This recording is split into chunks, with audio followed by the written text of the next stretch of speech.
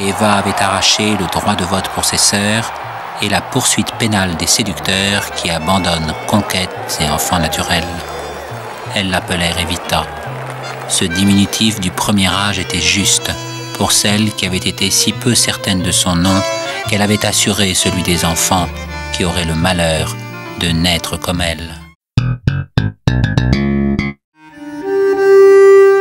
En ce jour morne et gris de l'hiver austral de 1935, où Buenos Aires se sent perdu sur le caminito sans issue de la crise et de la dictature, les Argentins croient toucher au plus profond du désespoir. Carlos Gardel vient de mourir en pleine jeunesse et en pleine gloire, emportant avec lui les premiers refrains de l'enfance d'une nation sans repère. Para mí la vida entera, como un sol de primavera, mi esperanza y mi pasión. Sabía que en el mundo no cabía toda la humilde alegría de mi pobre corazón. Ahora, puesta abajo en mi rodada, las ilusiones pasadas, yo no las puedo arrancar. Sueño con el pasado que añoro y el tiempo viejo que llora. Adios muchachos, le roi du tango vous abandonne, mais n'hésitez pas à pleurer des larmes de gratitude et de chagrin, car ses yeux fermés découvrent en vous le territoire de la mémoire. Et au passage du cortège, une fille des rues berce déjà son ambition au bandoneon du souvenir, Eva Duarte. Elle vient de s'enfuir de cette bourgade perdue de la Pampa qui ressemble à toutes les autres et à nulle part. Il est peu de terres aussi riches et aussi tristes que la plaine infinie d'Argentine.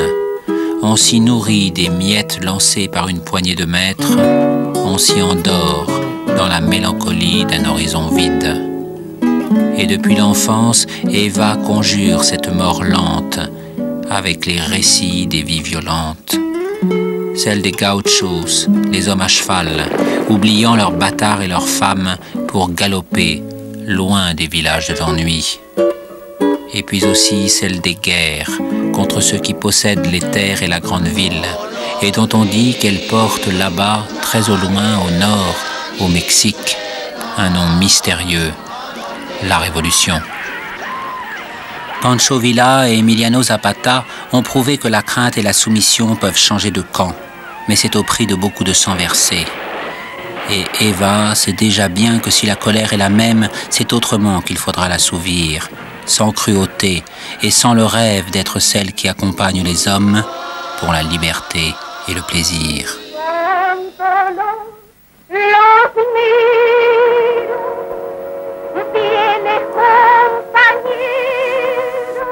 Au tango bar où sa mère leur sert à boire, ont échoué longtemps les songes et les espoirs d'Eva.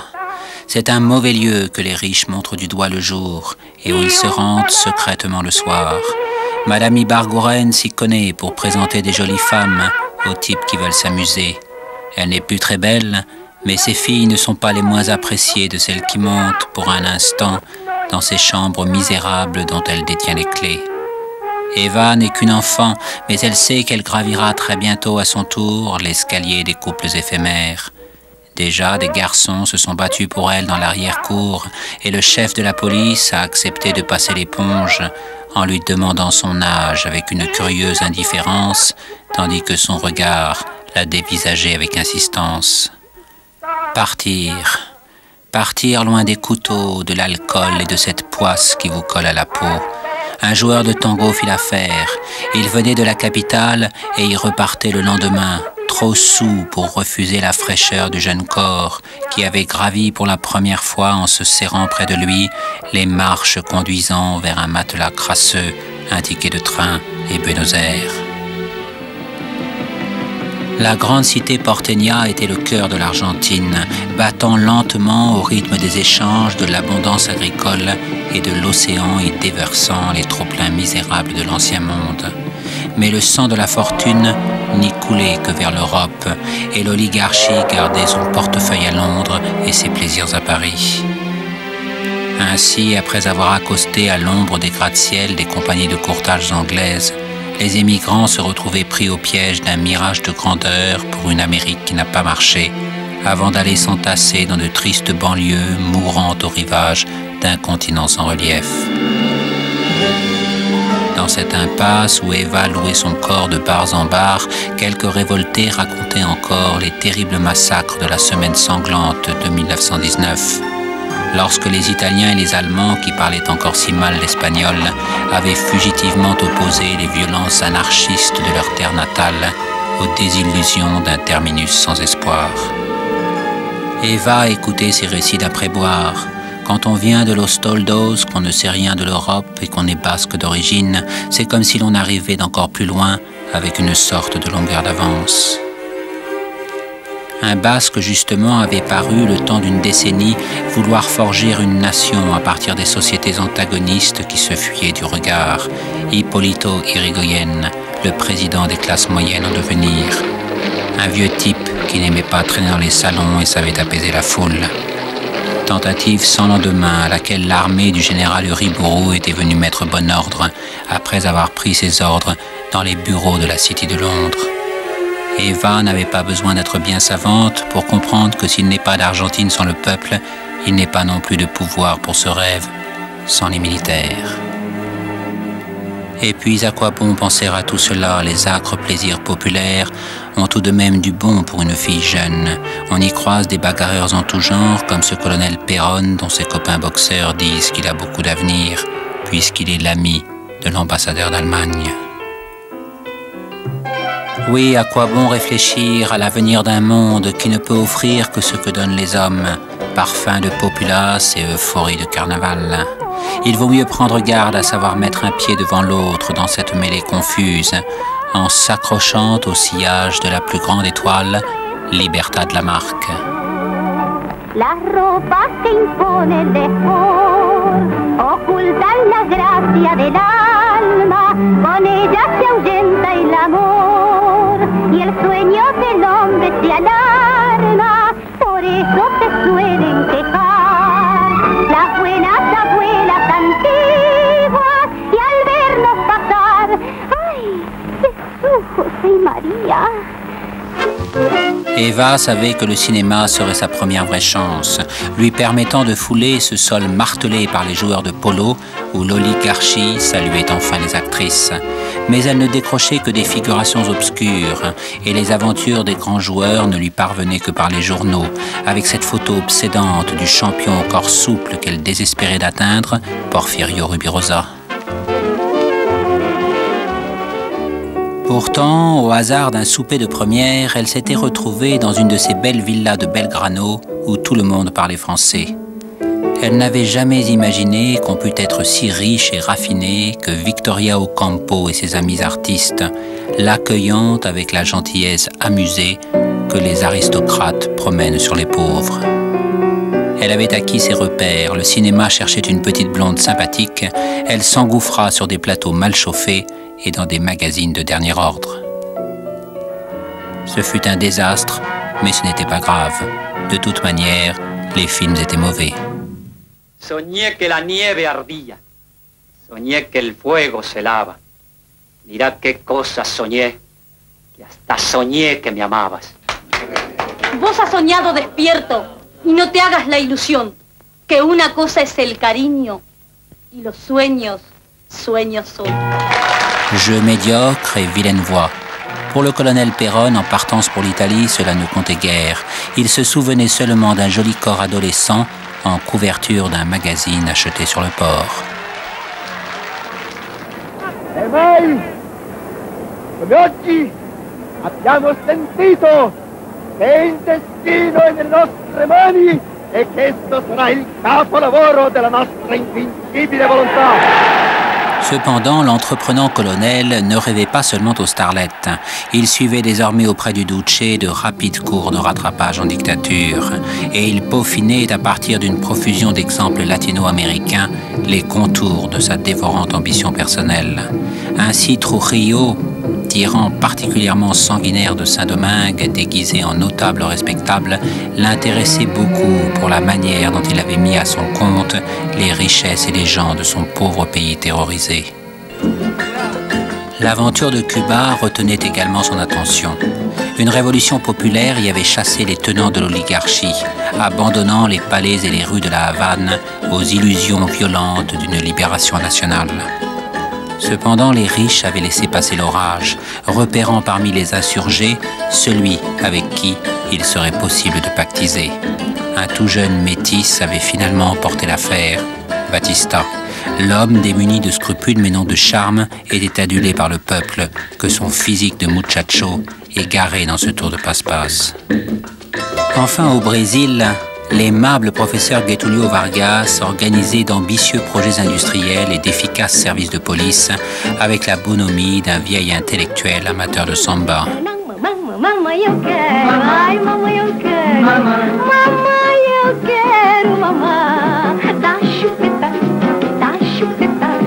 Dá chupeta pro bebê não chorar. Mamãe, eu quero.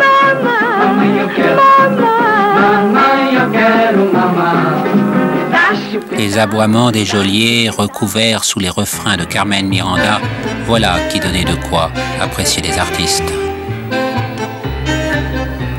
En somme, le colonel Perón avait bien révisé ses leçons, à l'instant où le tango des militaires venait de renverser à nouveau le pouvoir à Buenos Aires. Ramirez et Farel, les deux hommes forts du nouveau régime, cherchaient un militaire avec quelques idées. Ça tombait bien. Le colonel Perón, justement, avait beaucoup voyagé. On lui donna donc un strapontin, sans voir qu'il en ferait un trampoline. La guerre mondiale profitait largement à la neutralité argentine, mais seul Perón nageait habilement dans les eaux troubles, où les ambassades alliées et fascistes se regardaient en chiens de faïence. Le colonel avait été payé par les nazis pour tenter d'inciter l'Argentine à se ranger aux côtés du Reich. Il continuait à l'être pour qu'elle les accueille après l'apocalypse. Mais le peuple ne le connaissait guère. C'est alors qu'il se souvint d'Eva. Son las campanas del Ángelus. No, más lejos. ¿Es una canción o la llevo yo dentro? Son los pastores que vuelven. Cantando es más corto el camino. Las montañas se están poniendo azules. Pensar que estuve a punto de destruir todo esto. No lo recuerdes. ¿Conoces el nombre de las estrellas? En las ciudades no hay estrellas. Me gustaría saber cómo se llama aquella, la que brilla más. Como tú. Hoy todo lo que es hermoso se llama Julia. Tonto. D'alcôves en alcôve, Eva s'était frayé un chemin jusqu'aux emplois de jeune première qui rêvent au grand amour. Elle excellait surtout dans les radios-feuilletons, où l'on sentait bien que cette voix réputée vulgaire parlait une langue nouvelle, l'argentin, s'adressant au peuple avec les mots d'une amante. C'est alors que le tremblement de terre de San Juan lui donna l'occasion de révéler la force aveugle de son emprise. Elle déclencha, avec la seule arme de sa voix, une campagne d'entraide aux dimensions nationales. Perón était ministre de la condition sociale. Il vit aussitôt tout le parti attiré de cette catastrophe et de la bienfaitrice dont les appels rauques couraient sur les ondes. Ils venaient de rencontrer tout ensemble la partenaire et le peuple qui lui avaient manqué jusqu'alors. Ils devinrent amants. L'oligarchie ricanait en parlant de l'alliance d'une putain et d'un gangster. Cependant, il fallait demeurer prudent. Le populisme poussé jusqu'au lit des filles à magazines n'était pas dans le goût des militaires au pouvoir. Perón courbait donc encore obséquieusement le dos dans les cérémonies officielles. Avant d'aller agiter les masses ouvrières dans les usines, avec le débraillé savamment étudié d'un militant syndical, la CGT et les communistes avaient plongé fortement leurs racines, mais l'homme était habile. Et puis comment faire lorsqu'on rentre le soir auprès d'une épouse qui vient d'écouter à la radio le feuilleton de la révolution naissante scandé par Eva? Il manquait une erreur pour que le scénario ne s'emballe, les militaires la commirent en arrêtant Perón. Avec la violence de ces insurrections solitaires, Eva fit alors face à son désir de revanche, à son micro et à l'histoire. Écoutez-moi, je ne suis rien qu'une femme du peuple que l'on méprise, et pourtant Perón m'aime. J'ai vécu sans espoir, travaillé sans récompense, donné sans recevoir, et pourtant Perón m'aime. Il n'y a qu'une vérité, je suis comme vous, et Péronne vous aime. Ainsi vit-on surgir pour la première fois depuis les faubourgs misérables du Grand Port et les villages perdus de la plaine, traversant les beaux quartiers figés dans une stupeur horrifiée, en multitude débraillés et sans chemise, le peuple d'Argentine venu réclamer, avec la libération de Péronne, le paiement immédiat de ses créances sur l'histoire. Elle avait sauvé son amant et rendu à chacun la rue comme son royaume. Dans la nuit, un raz-de-marée les emporta l'un et l'autre vers le pouvoir. Podemos continuar esta cruzada sin que ninguna de las fuerzas se disocien para ser más fuertes, para servir a la patria y para sacrificarnos si es preciso el día que llegue la necesidad. Cependant, tout ne s'était pas passé sans heurts et sans crainte. Péronne était la raison de vivre d'Eva, mais aussi le sujet de son inquiétude. Au plus fort de la crise, le manipulateur talentueux s'était révélé irrésolu, acceptant sa mise à l'écart avec une sorte de lâche soulagement. Et c'est avec les injures des bas-fonds qu'Eva l'avait traîné au balcon, où il avait commencé à parler en balbutiant, avant que le souffle de son amante sur son épaule et les convulsions de la foule à ses pieds ne fissent monter l'orgasme du triomphe. Ils se marièrent, plutôt en douce. Les attendrissements pour presse du cœur n'étaient plus guère de mise, à l'heure où les grands journaux dépouillaient les fiches de police. Or, la campagne électorale battait son plein, et les conservateurs bombardaient le couple de révélations fracassantes. La vie de Péronne, honorable, régulière et bourgeoise en apparence, était en fait mystérieuse, alors que celle d'Eva était somme toute déjà bien connue, pour le scandaleux et pour le pire. Origines invérifiables, ascension tachetée d'ombre et de pages manquantes, plaisirs louches, commerce vulgaire, relations ténébreuses, l'ambassadeur américain Braden était le plus acharné à dénoncer les liens de Péronne avec les nazis. Mais le démagogue était un maître dans l'art de renvoyer à ses adversaires les casseroles attachées à son sillage. Il résuma le choix de l'élection entre Braden et lui-même.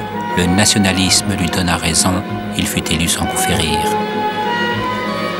Eva s'était tenue relativement à l'écart. Elle avait apporté le peuple. À Péronne, le soin de convaincre ceux pour qui elle demeurait inacceptable.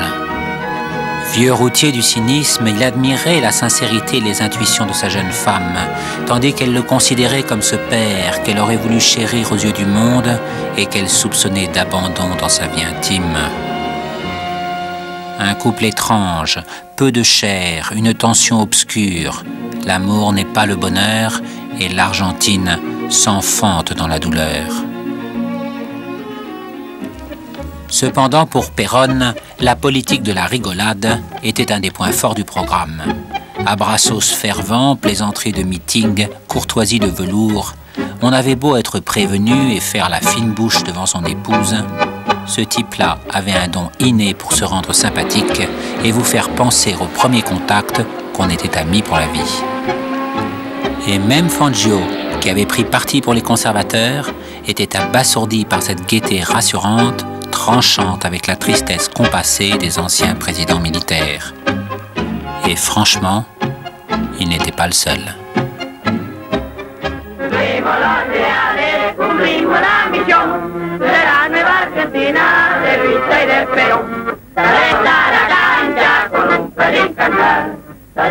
En somme, Carlos Gardel était revenu avec tout un nouveau répertoire de chansons optimistes, et c'était l'état de grâce après les controverses et les rumeurs.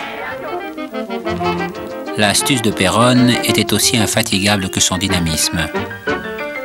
En pilotant des ersatz de Riva ou de Vespa, il corrigeait l'austère hispanité par quoi des générations de pouvoirs aristocratiques avaient obligé un peuple d'Italiens à ne s'exprimer qu'en espagnol. Avec ça, levé à 6 heures, hiver comme été, est toujours le mot qui fait plaisir entre copains. Eva était nettement moins insouciante. Durant la terrible épreuve de la prise du pouvoir, elle n'avait vu de lumière que dans le peuple. Et désormais, leur relation mutuelle était marquée du sceau d'un mysticisme inaltérable. L'Église ayant prudemment renfrogné ses préventions, on passa à une autre étape en empiétant sur son domaine réservé. L'heure de la grande redistribution générale avait sonné. L'Argentine était riche comme un grand magasin illuminé, s'élevant au-dessus des décombres de l'ancien monde dévasté par la guerre. Le péronisme inaugura donc le libre service gratuit, ouvert nuit et jour. La fillette misérable de Los Toldos qui servait de poupée à des messieurs un peu trop convenables pour être honnêtes, et le playboy légèrement sur le retour qui avait beaucoup admiré les bouffonneries viriles de Mussolini, se lancèrent ainsi dans une panoplie clinquante, de loterie toujours gagnante, avec la férocité d'enfants de pauvres à qui on aurait laissé la clé de la boutique de jouets. Évidemment, cela ne changeait pas grand-chose à la nature des relations sociales, mais enfin les stocks étaient inépuisables et cette pauvre Europe aurait encore bien du chemin à faire avant de pouvoir se débrouiller toute seule, sans tout ce que lui marchandait l'Argentine. « Je ne compte pas, je donne », disait Eva. En l'occurrence, elle jetait aussi par la fenêtre. Trop de surplus, trop de besoins, pas assez de temps. Il y avait quelque chose de funèbre dans cette prodigalité sans frein. Perón avait aussi proclamé triomphalement l'indépendance économique de l'Argentine. Il se lança ainsi dans de vastes projets industriels, dont la voiture justicialiste à la portée de tous devait être le plus beau fleuron. Les masses applaudissaient à ces perspectives radieuses. Soigneusement encadré par un décorum à l'italienne, tendance Benito, et par une police discrète où d'efficaces spécialistes allemands, tout frais et moulus des ruines de Berlin, s'étaient rappelés au bon souvenir du président. On avait racheté les chemins de fer aux Anglais, trop contents de se débarrasser au prix fort d'un tas de ferraille, fondé une marine marchande improbable sur la nationalisation de quelques vieux rafiaux, et de l'énergie nucléaire en kit spécial Rio de la Plata, vendu par une sorte de savant fou, était à portée de plan quinquennal. Comment aurait-elle pu s'en plaindre? Perón surveillait attentivement la classe ouvrière, exploitée durant des décennies et à qui il venait d'offrir la protection sociale la plus avancée du monde moderne. Et si quelques mauvais esprits, peu sensibles à la magie de son verbe, évoquaient des déficits sans fond, où l'argent n'était certes pas perdu pour tout le monde, alors Eva montait au front et faisait sangloter le peuple d'espoir et de gratitude dans l'épopée fabuleuse où elle venait de rencontrer son plus grand rôle. Je suis la revanche du peuple. Vous ne voudriez tout de même pas qu'elle ne soit pas belle à voir. Le vent de la révolution péroniste avait emporté la misère et la faim. Il était naturel qu'il soufflât jusque dans les placards de la première dame de la nation, pour chasser aussi les fourrures de troisième main, le patchouli et le vernis qui s'écaille. Cependant, dans ce domaine comme tant d'autres, Eva avait très rapidement fait preuve d'un goût de grand style, et les femmes argentines étaient fières d'un genre qui les vengeait de leur grisaille en bigoudis et bas-filets. Seules les méchantes sœurs de Cendrillon, patronesses naphthalisées de l'oligarchie, louchaient haineusement sur la métamorphose. Eva en conçut une vindicte implacable, culminant dans le bannissement de l'ancienne étoile qu'il avait snobée à ses débuts. Libertad Lamarque.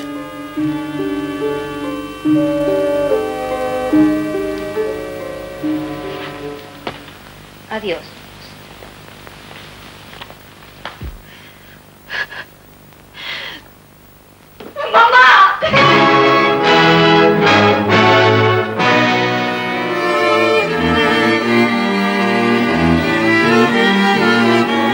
Certes, le sort de l'impératrice du mélo lacrymal n'était guère enviable, mais enfin Eva offrait un nouveau spectacle en séance permanente dont la tenue de gala étranglait jusqu'au président.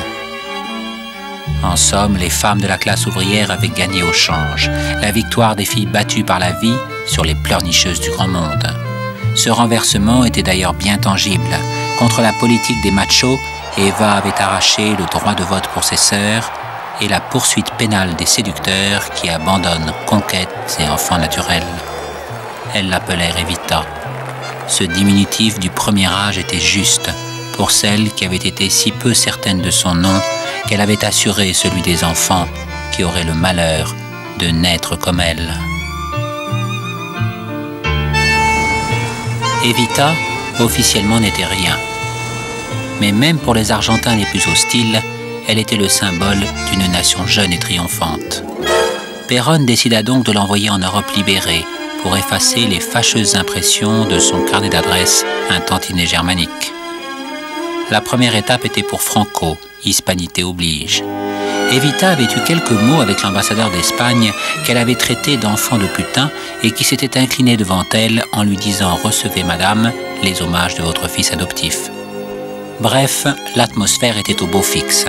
Madame Franco paraissait très contente de recevoir une jeune personne dont l'éducation ne rappelait que vaguement celle qu'elle avait reçue, et le caudillo oubliait l'odeur fauve de ses bottes en cuir dans des cascades de Guerlain en reniflant abondamment. Cependant, le peuple espagnol ne rechignait pas à exprimer son enthousiasme. Comme les Franco, il pensait au beefsteaks argentin. Evita, bien sûr, n'était pas dupe, mais elle était sensible à la détresse de l'Espagne. En Italie, ce fut nettement plus tiède. On se souvenait fort bien d'un certain attaché militaire, colonel Perón. Enfin, Evita joua les innocents chaperons rouges et les vieux renards de la démocratie chrétienne se laissèrent attendrir. Le Vatican se révéla décevant.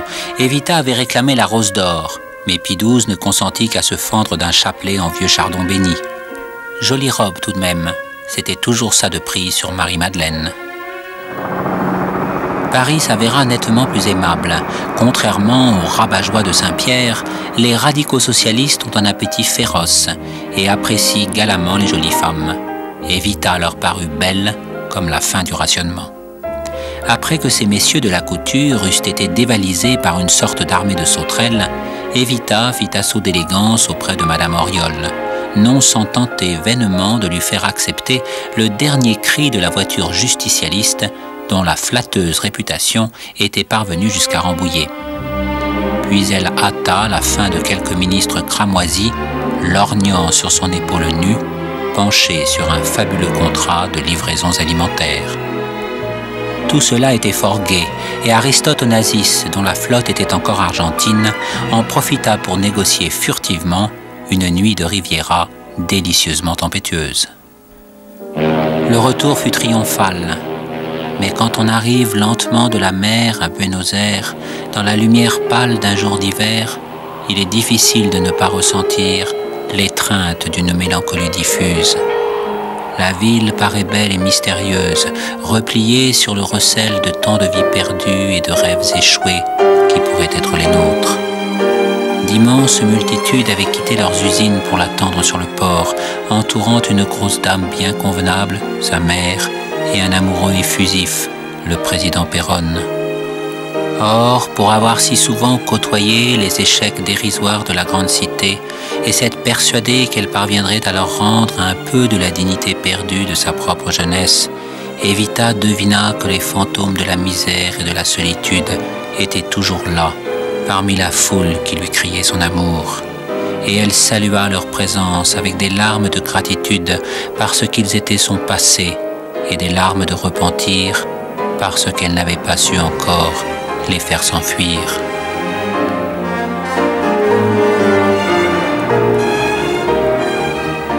La situation politique avait changé.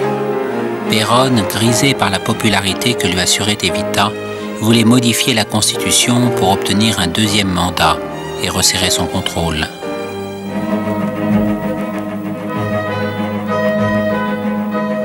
La jeune femme approuvait ses objectifs.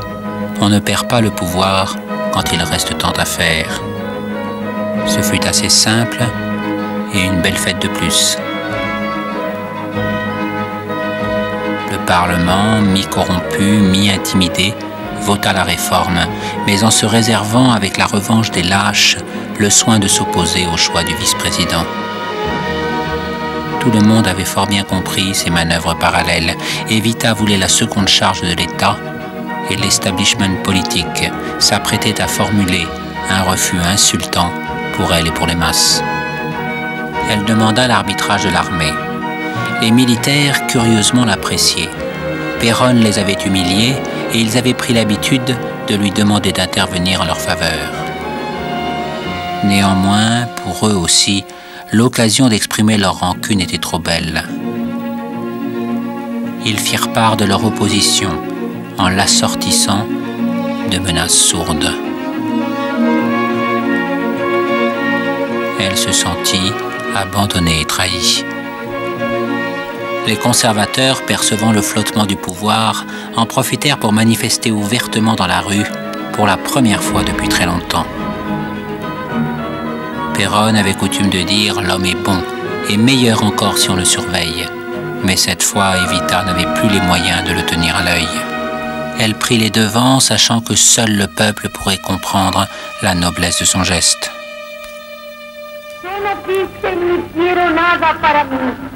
Mi gloria es y será siempre el escudo de Perón y la bandera de mi pueblo.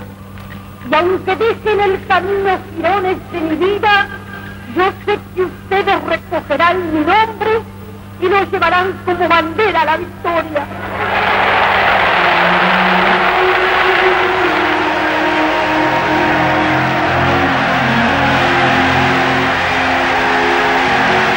Ainsi, le peuple avait été rejeté avec l'accord tacite de Péronne.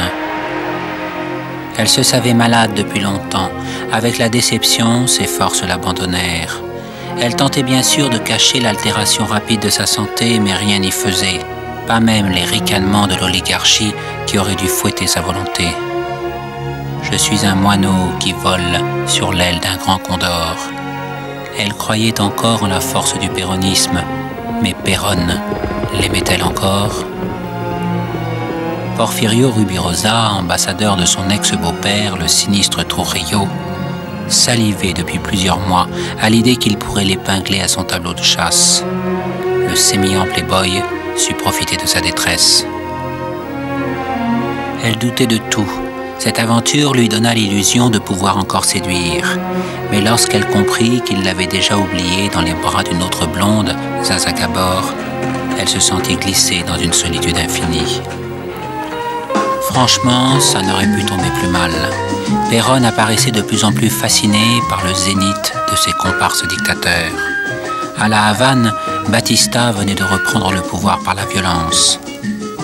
Le bel olivâtre surgit de la rue pour s'envoyer des héritières en partageant leurs richesses avec des gars du peuple, était devenu un parrain cynique, soufflé d'alcool, qui vendait les richesses de son pays aux plus offrants en touchant des pourcentages sur tous les bordels. Pourquoi se gêner?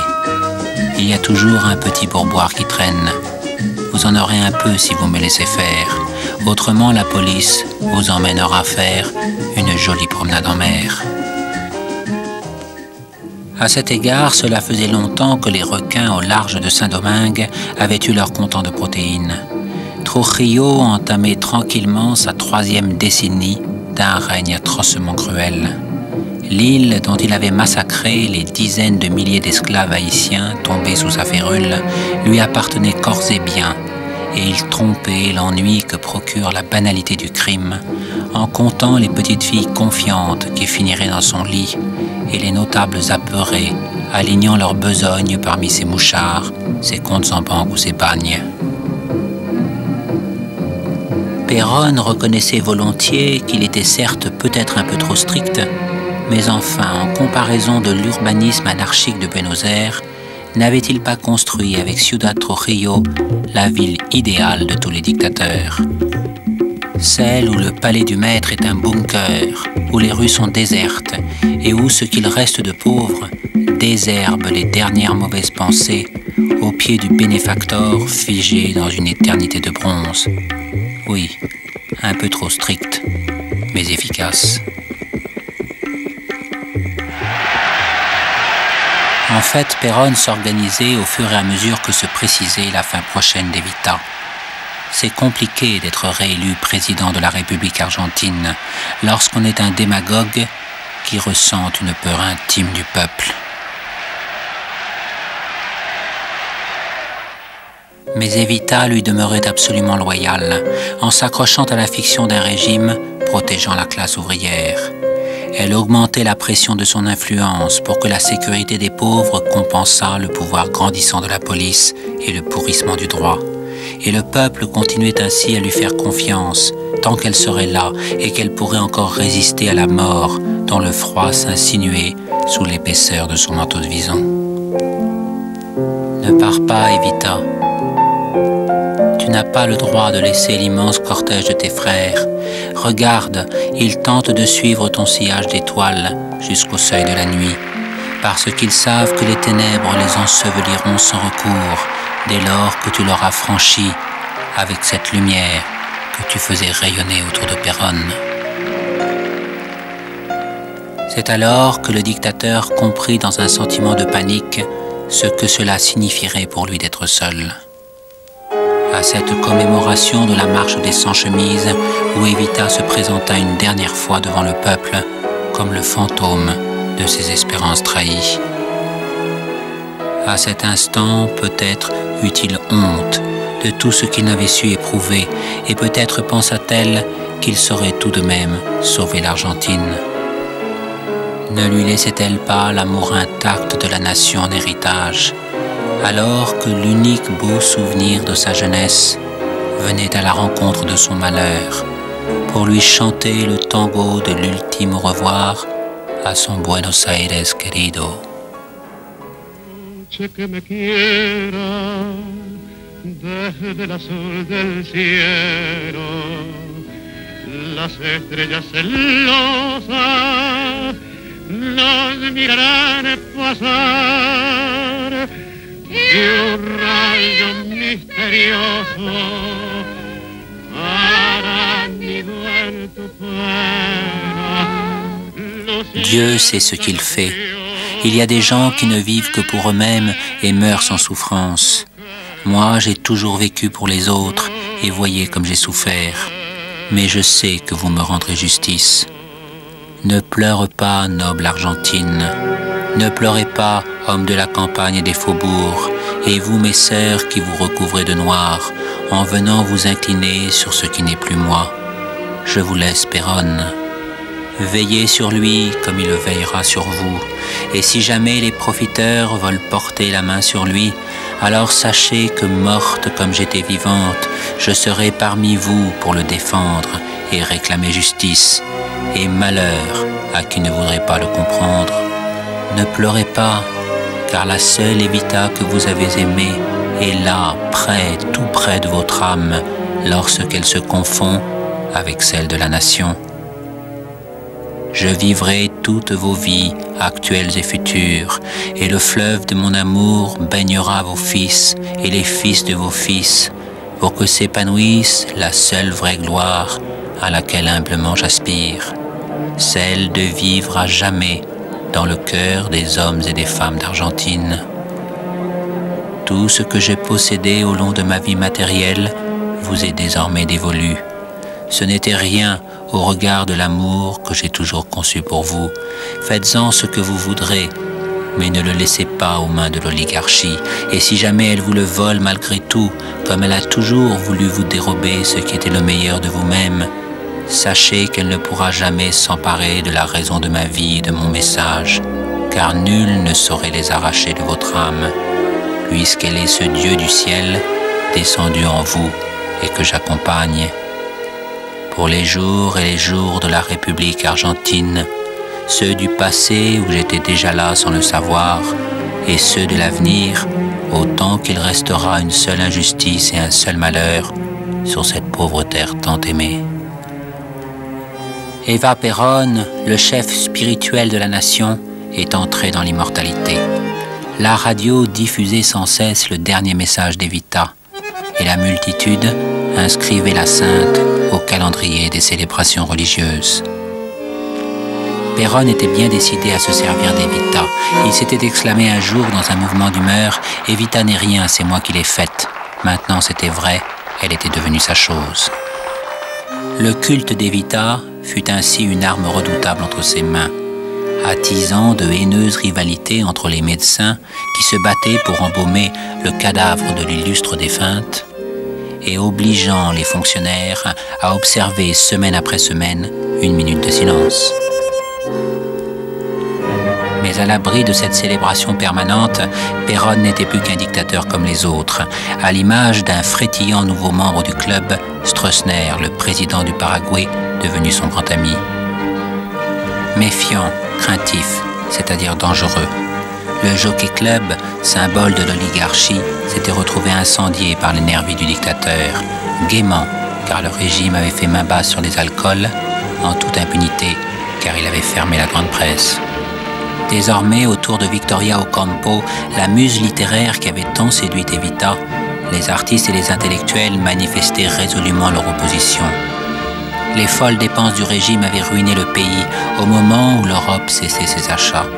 Dans la foule qui criait sa colère, on trouvait aussi maintenant des pauvres qui avaient voté péroniste.